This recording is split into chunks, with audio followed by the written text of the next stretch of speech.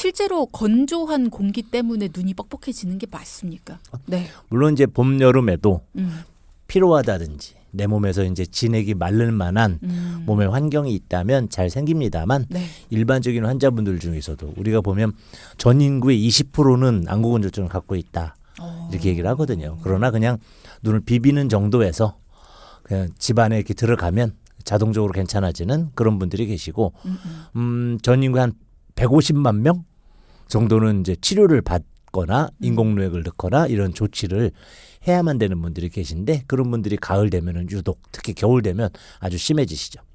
특히나 연세가 좀 있으신 분들이 안구 건조증에 많이 시달리시나요? 어때요? 연령대를 보면? 연령대가 높으신 분들은 주로 이제 사계절 상관없이 그런 분들도 많으시고요. 왜냐하면 이제 그 눈물샘 자체가 네. 마르는 경우 노화가 제일 많거든요. 어떤 기저질환에 의해서 마르는 경우도 있고 약물에 의해서 마르는 경우도 있지만 노화에 의해서는 대부분들 마르십니다.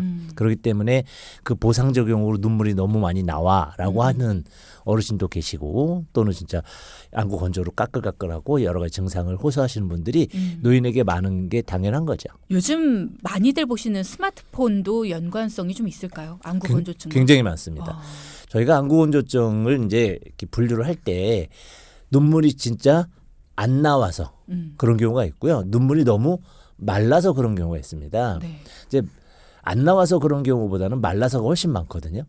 마르는 경우에 대부분은 또 마이봄샘이라 해서 원래 안구라는 것이 눈물 그러면 물 그러잖아요. 물만 있는 게 아니고 수분 외에 기름이 있습니다. 기름기. 실제 안구 위에는 그 안구를 보호하려고 하는 이제 점막이 있습니다. 네. 그 점막에 물과 기름이 들러붙어 있는 그런 형식이거든요. 근데 그 물기가 부족한 분도 있고 그 기름기가 부족한 분들도 있는데 기름기가 부족해서 오는 안구 건조증이 전체 한 85% 정도 됩니다. 그 기름기는 어디서 나오냐 하면 눈물은 우리 눈꺼풀 위쪽에서 바깥쪽 위에 눈물샘이 있거든요. 네. 그쪽에서 흘러나와서 코 쪽으로 쭉 흘러 들어와가지고 코 옆으로 내려가는 구멍이 있습니다. 그래서 코 뒤로 콧물로 나가든가 이제 식도로 내려가든가 이렇게 하게 되는 구조인데 이 부분은 잘 되는데도 불구하고 마이봄샘이라는 기름 분비하는 애들이 이제 덜 나왔을 때 잘 생기거든요. 그것이 바로 말씀하신 스마트폰이라든지 컴퓨터와 관련되어 있습니다. 이유는 마이봄샘을 이렇게 눈꺼풀에 이렇게 가끔 눈이 간질간질해서 보면은 눈썹이 있는데 노랗게 뭐가 끼는 거 한두 번씩은 경험해 보시잖아요. 네. 그게 이제 지질입니다. 기름기. 눈에서 자동으로 분비되는 것입니다. 다래끼 말고요.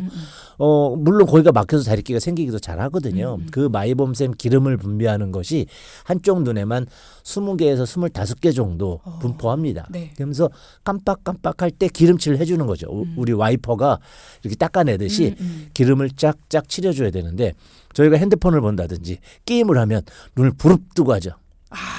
예, 깜빡하고 깊게 감았다 그러면 번쩍하고 죽잖아요.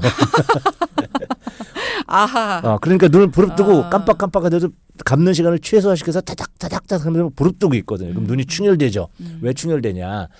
이 기름기를 와이퍼로 닦아줘야 되는데 그걸 거의 안 하고 계속 사용을 하면 그 밑에 있는 물이 막 날아갑니다.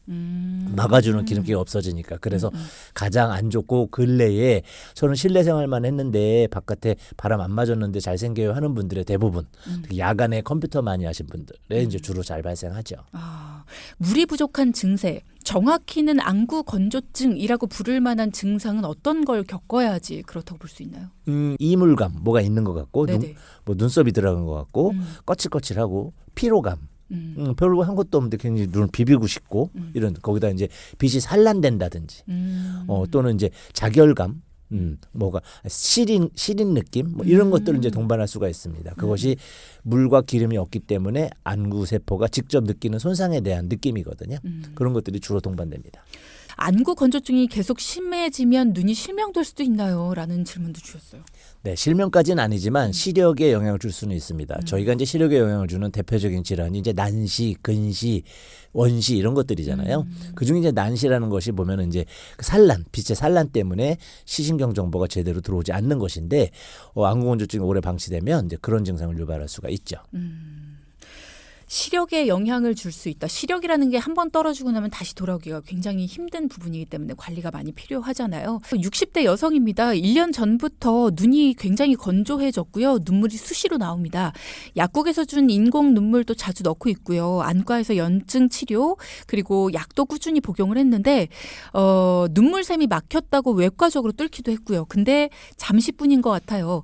한방으로는 어떻게 치료를 할 수 있을까요? 라는 질문을 주셨습니다. 네, 대부분 이제 저희 한의원에 방문하시는 분들은 그런 제일 최초로 인공누액을 먼저 넣어 보시고요. 그렇죠. 근데 인공누액은 치료를 위한 것이 아니고 증상 완화입니다.